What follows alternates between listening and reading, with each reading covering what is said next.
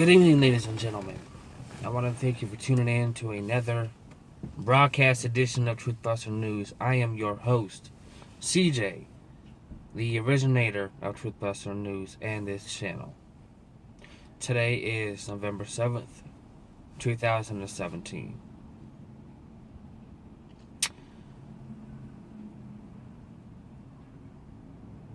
And as I have been investigating the shooting that occurred in Texas a couple days ago to bring hopefully some new information to light, and it is irrelevant to me whether it is new information or old information if I can provide a different perspective than what everybody else is saying. And in some aspects it might sound the same and similar, I'm still going to cover this issue.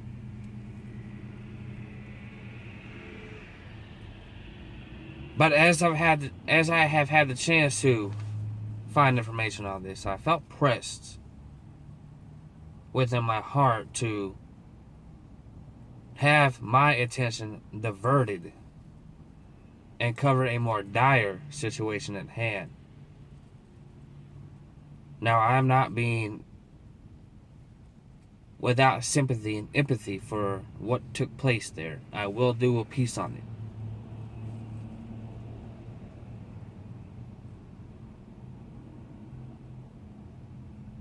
But I have heard reports and seen the reports within 24 hours that are pretty shocking and stunning and requires the utmost undivided attention. This isn't to be a fearmonger or sell fear porn or anything else like that. Nothing of the sort. So please don't get a twist and put me in that cliche, because that's not what alternative media does, or independent journalism.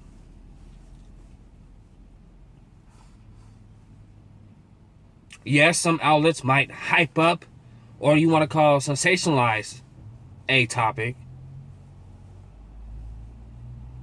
but it's not selling fear, it's not selling conspiracy or any of that bullshit that you see posted by trolls and attacks from other people in that other alternative journalists, independent journalists lash out at others. They just have a different way of getting your attention to get you to listen and hear the words that are spoken. Not their words. The top echelon, the global cabal, the New World Order, the deep state, the shadow government, even worse from the Rothschilds. These are their words that is being told to you by someone else who does a lot of extensive research and makes connections with people that have intelligence or have knowledge or experience to what they are trying to unveil to the masses.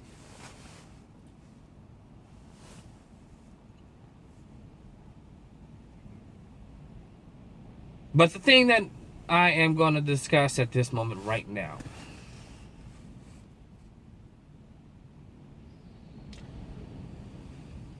before I delve into it, I want to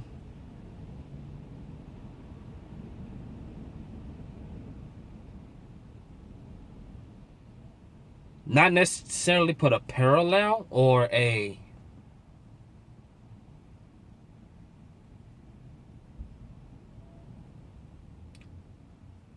hypothesis about this, but I'm going to speak on it. And I also seen someone else put a comment in a video that I watched last evening.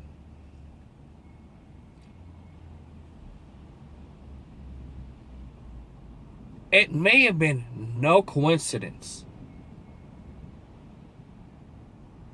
that the shooting in Texas took place in the time frame that it did. The reason I bring that up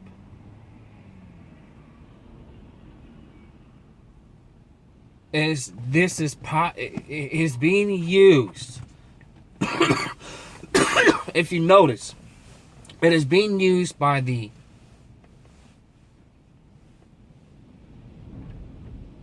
deep state, shadow government, Rothschild, Rockefeller, New World Order, elite propagandist media that continues to carry out the CIA Operation Mockingbird and in some aspects Operation Gladio. They are focusing on this non-stop. This is their main topic of embedding in your brain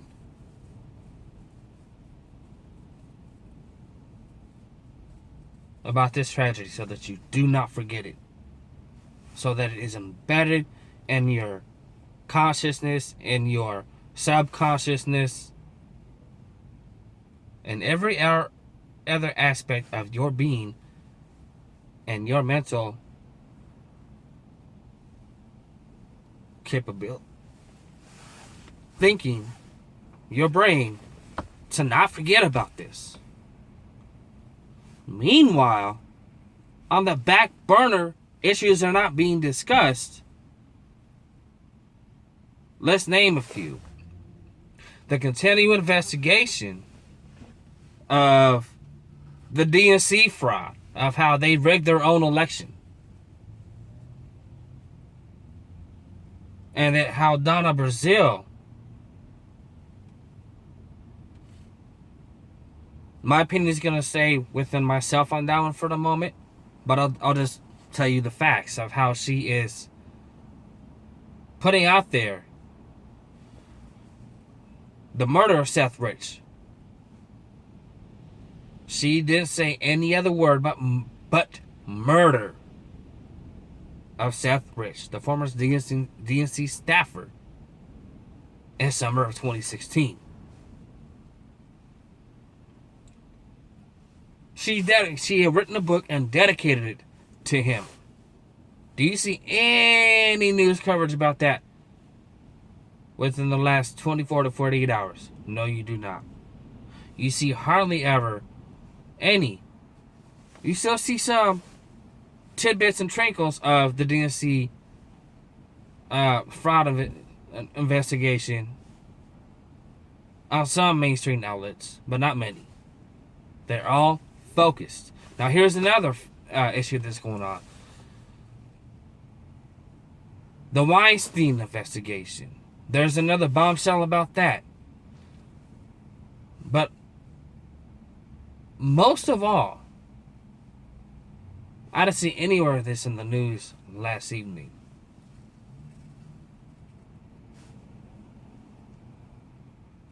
North Korea is getting ready for a ballistic missile launch.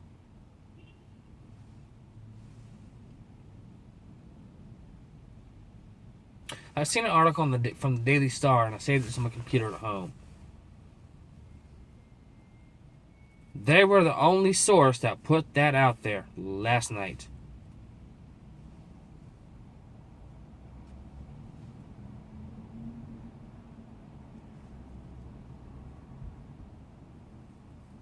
Another issue that's not getting much consideration or roundtable discussion or just anchor discussion is that there is no specific date, but here in the near future there is going to be a 3-carrier strike group drill. It left yesterday. The Ronald Reagan, the Carl Vinson, and one other carrier, accompanied by an armada of submarines, bombers, B-52, B-1 bombers, fighter jets, from the Navy base in San Diego on its way traveling through the south through the Pacific to the Korean Peninsula for a 3-carrier drill.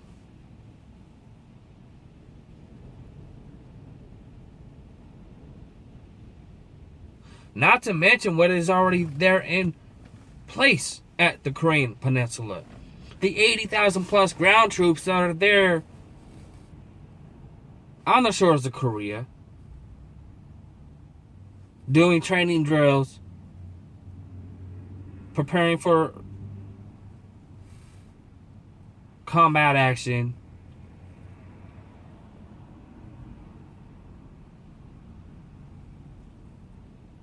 and things of that nature.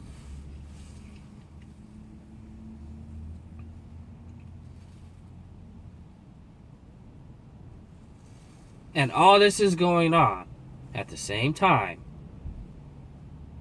Now, the troop deployment has already been in the Korean Peninsula for a little while now. If you go look up the YouTube channel Trump Days with a Z, they have uploaded many a video within the last few weeks of the troop deployment already there, gearing up and getting prepared for war.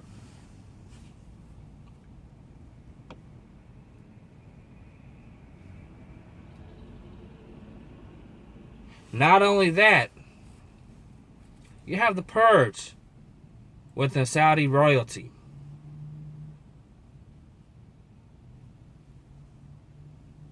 And all of the events that have followed and pertain to that. It's getting very little media coverage.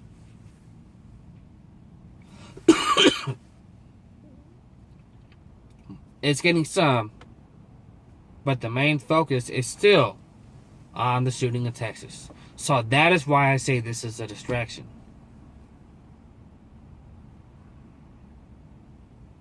In relation to the guards of what is going on in the Middle East, and that is my topic for discussion this evening.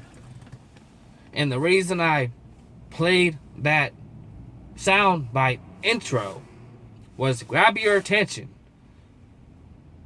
so that you can become aware of the things that I am going to say. These are not my words. This isn't mainstream media.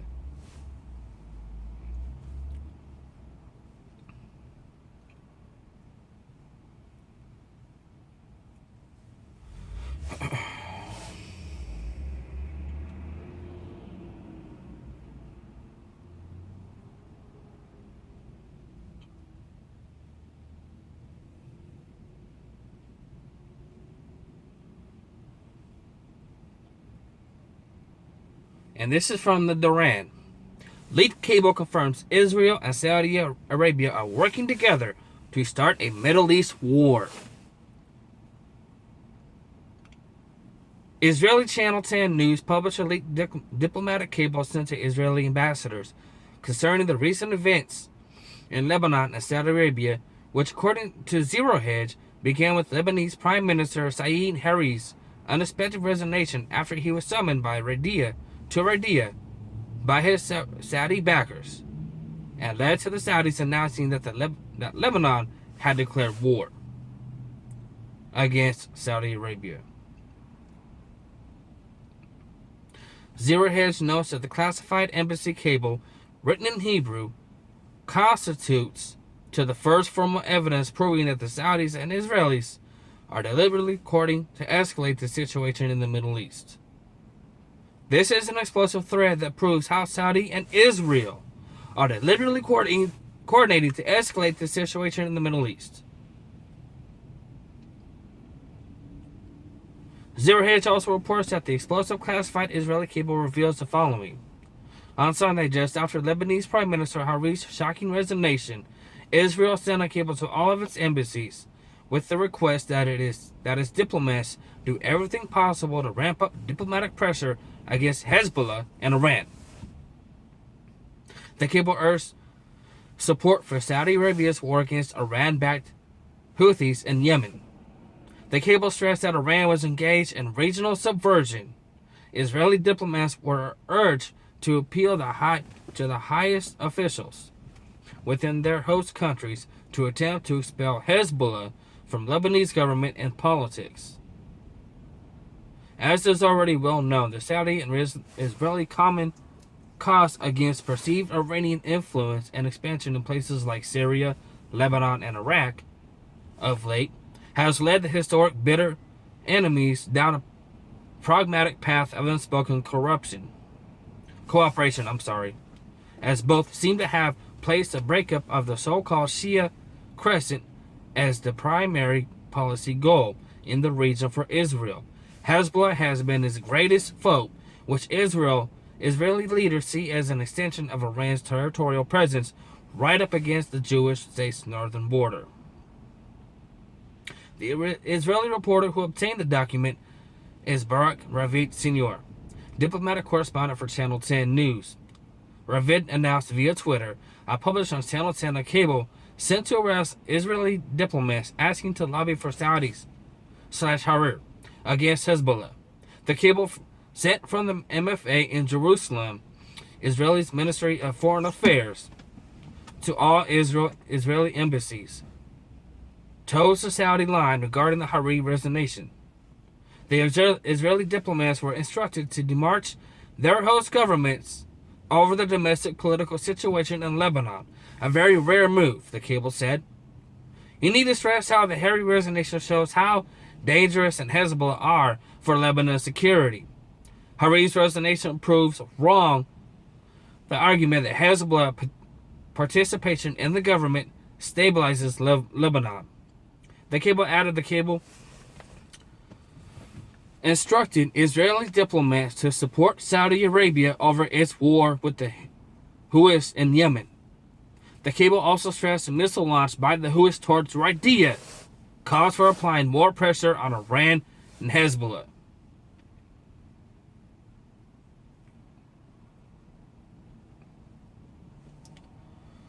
Below is a rough translation of the classified Israeli embassy cable using Google Translate as released by Israel's Channel 10 News.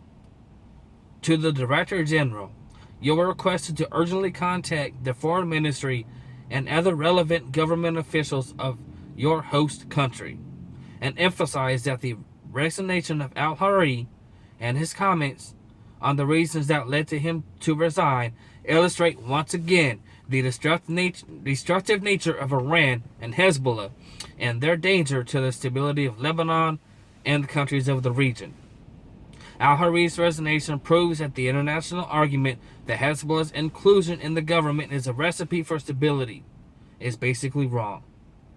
This artificial unity creates paralysis and the inability of local sovereign powers to make decisions that serve their national interests. It effectively turns them into hostages under physical threat and are forced to promote the interests of a foreign power, Iran, even if this may endanger the security of their country. The events in Lebanon and the launching of a ballistic missile by the signatories to the Riyadh Agreement require increased pressure on Iran and Hezbollah on a range of issues, from the production of ballistic missiles to regional subversion. Thus, as things increasingly heat up in the Middle East, it appears that the anti-Iran and anti-Shia alliance of convenience between the Saudis and Israelis appear to have placed Lebanon in the crosshairs of yet another looming Israeli-Hezbollah war. And the war in Yemen will also continue to escalate, perhaps now, with increasingly overt Israeli political support, according to Channel 10's commentary. In the translation in the cable, Israeli ambassadors were also asked to convey an unusual message of support for Saudi Arabia in the light of the war in which it involved in Yemen against the Iranian-backed rebels.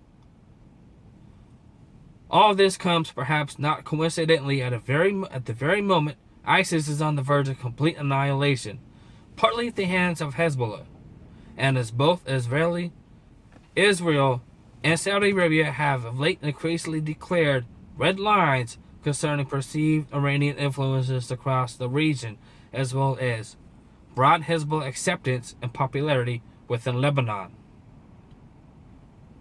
What has both Israel and the Saudis worried is the fact that the Syrian war has strengthened Hezbollah, not weakened it.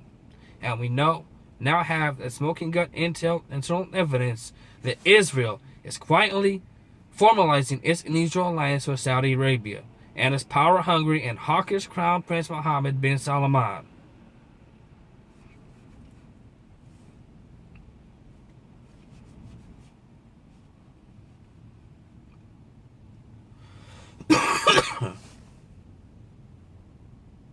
So you see, this isn't being discussed. Well, now I'm sure now it is, but the mainstream media is going to edit selectively any implication of Israel in the alliance with Saudi Arabia.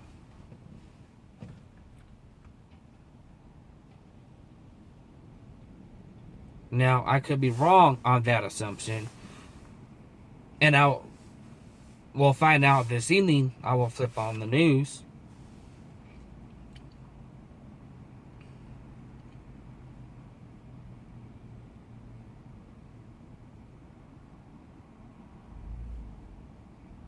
The reason I mention that is because U.S. media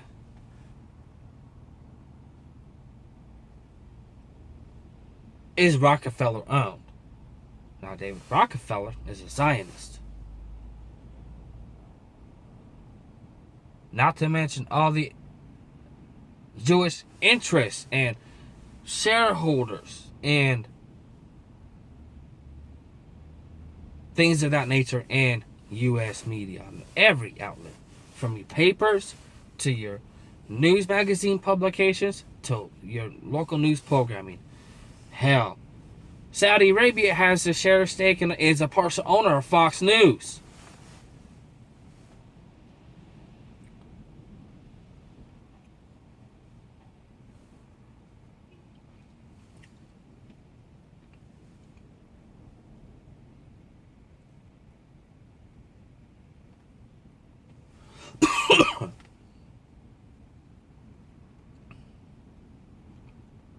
The article goes on to also mention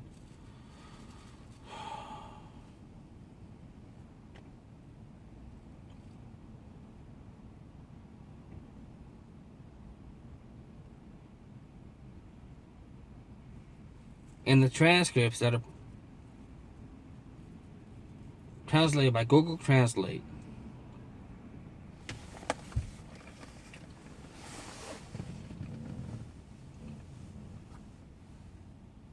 may not necessarily give you the clear and direct translation. So there could be some verbiage there that was not correctly translated. Now, you're going to ask me this question and yourself this question. How does this relate to the war rhetoric of World War III and the provokedness thereof? I'm going to start off by saying I'm nowhere near a geopolitical expert when it comes to foreign policy events in the Middle East. But I'm going to be studying up on it, and I'm going to gather as much knowledge and intel and connect the pieces together as much I can. But what I do know is this. When World War III is going to be kicked off, it is going... I mentioned this in a video a few months back, that it is going to be a multi-front or a multi-facet war.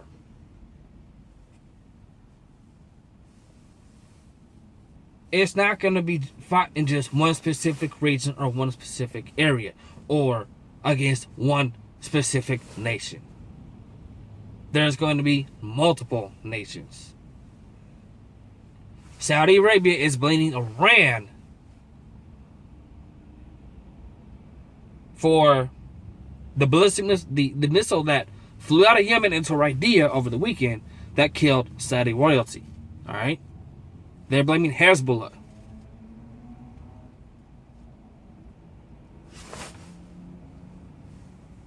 Now, we're hearing less and less of ISIS being a prominent proxy army in that region. And that is because they are getting their asses handed to them. And not on behalf of the U.S. coalition group, such as NATO U.S. forces, but Iran and Russia. They're kicking the shit out of them. Now, Hezbollah is Iran's primary forces.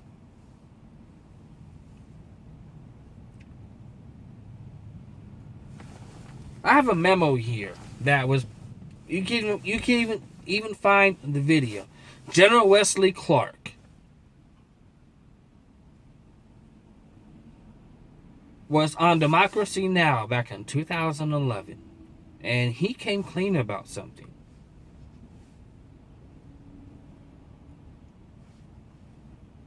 Some of you may know this, some of you may not.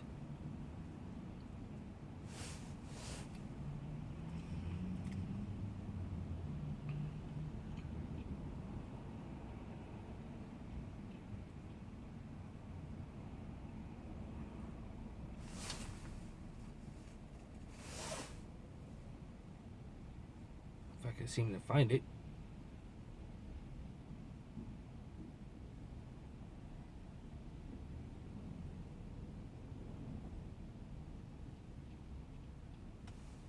I'm not seeing it. I'm not. Is this it?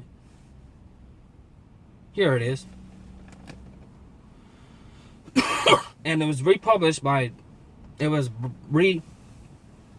put back in circulation in January 30th of 2017 by Global Research.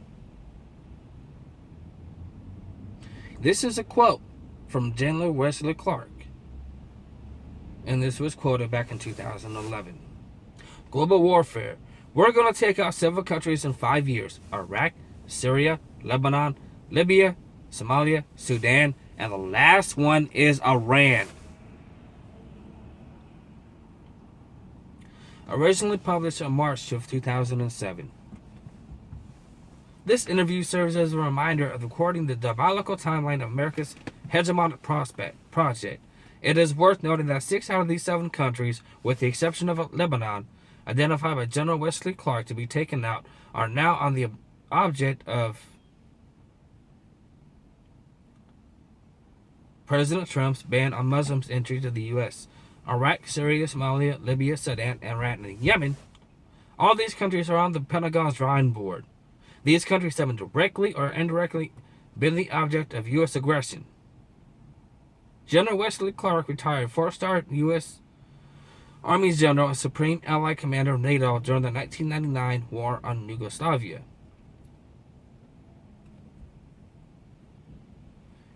And below is a complete transcript from Democracy Now! Today we spend the hour with General Wesley Clark, the retired 4-star general.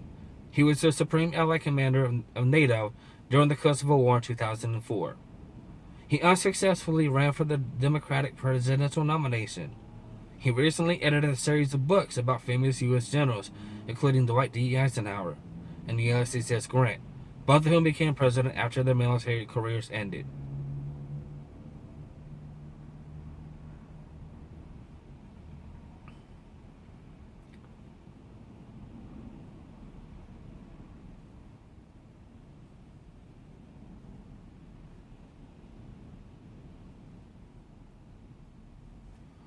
And the transcript goes as follows.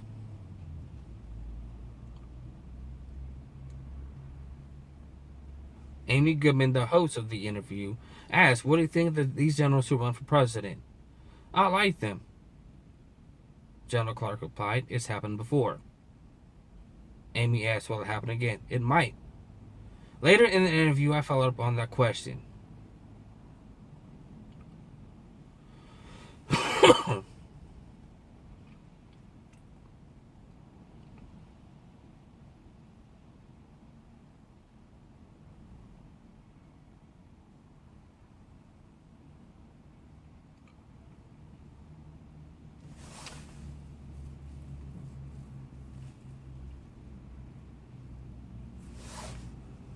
And here is the main point that I'm scamming over here. The key point right here. Because I didn't feel like it's necessary to read every part of the transcript.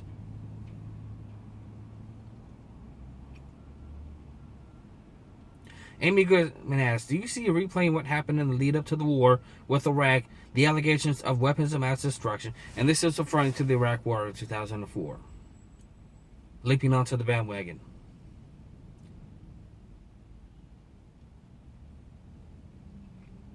General Clark replied, well, in a way. But you know, history doesn't repeat itself exactly twice. What I did warn about when I testified in front of Congress in 2002, I said if you want to worry about a state, it shouldn't be Iraq, it should be Iran. But this government, our administration, wanted to worry about Iraq, not Iran. I knew why, because I'd been through the Pentagon right after 9/11. About 10 days after 9/11, I went through the Pentagon and saw Secretary Rumsfeld and Deputy Secretary Wolfowitz. Remember that name. I went downstairs just to say hello to some of the people on the joint staff who used to work for me. And one of the generals called me in. He said, sir, you got to come in and talk to me for a second. I said, well, you're too busy. He said, no. He says, we made the decision. We're going to war with Iraq. This was on about the 20th of September. I said, we're going to war with Iraq? Why? He said, I don't know. I guess they don't know what else to do. So I said, well, they didn't find some information connecting Saddam to Al-Qaeda. He said, no. He says there's nothing new in that way. Just as he made the decision to go to war with Iraq. He said, I guess it's like we don't know what to do about terrorists. And he said, I guess if only the tool you have is a hammer, every problem has to look like a nail. So I came back to see him a few weeks later. And by that time, we were bombing in Afghanistan. I said, are we still going to war with Iraq? He said, oh no, it's worse than that. He reached over on his desk and picked up a piece of paper. And he said, I just got this down from the upstairs. Meaning the Secretary of Defense's office. Today, and he said, this is a memo that describes how we're going to take out 7 countries in 5 years. Starting with Iraq, then Syria, then Lebanon, Libya, Somalia, Sudan, and then finish them off with Iran. I said, is it classified? He said, yes, sir. I said, well, don't show it to me then. I saw him a year or so ago later, and I said, you remember that? He said, I didn't show you that memo. I didn't show it to you. So, you see, what is going on right now at this moment? What has been going on for years?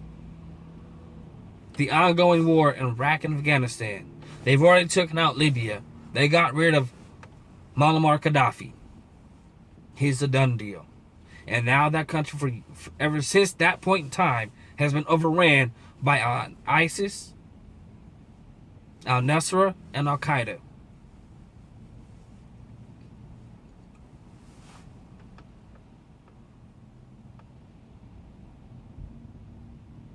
And now we're seeing the provocation of war against Iran. Because Saudi Arabia is putting blame on Iran for the missile launch that killed Saudi royalty. Now we all know that the war crimes that Saudi Arabia has been involved in, how they fund terrorism and terrorist organizations, and how they have the perfect human rights above all those nations. How about they just murder you for no apparent reason? They starve you. They put you through extreme avenues of torture. It's imaginable what practices they construct upon humanity.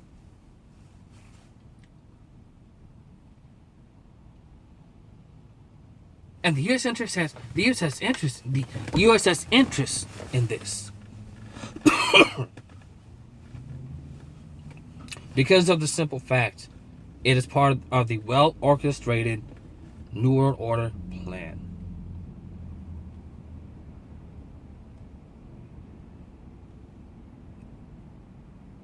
You know, I thought it was mighty peculiar back in the summer that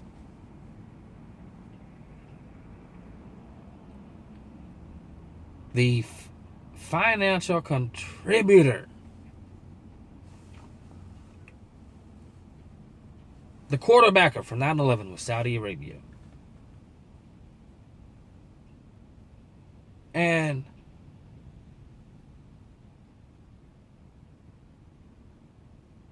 shockingly, Donald Trump met with Saudi royalty, struck an arms deal with them, a partnership, and is continuing to work with them. Can you see the interest of the U.S. involvement in this? And how they want to blame Iran?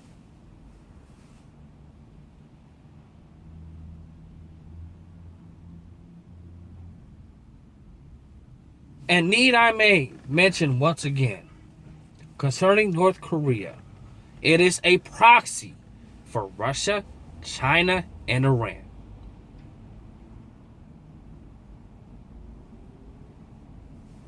So when this war does kick off, it's not just going to be with North Korea. It's going to be with all of those countries, if not more.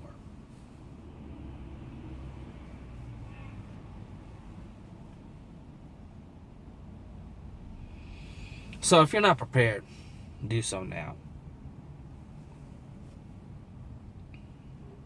Because at a moment's notice, shit can really hit the fan. It's so close to that point. So close. I want to thank you for tuning in. Prepare. Enjoy what time you have left. Because it is extremely short. God bless. Be safe. Survive another day.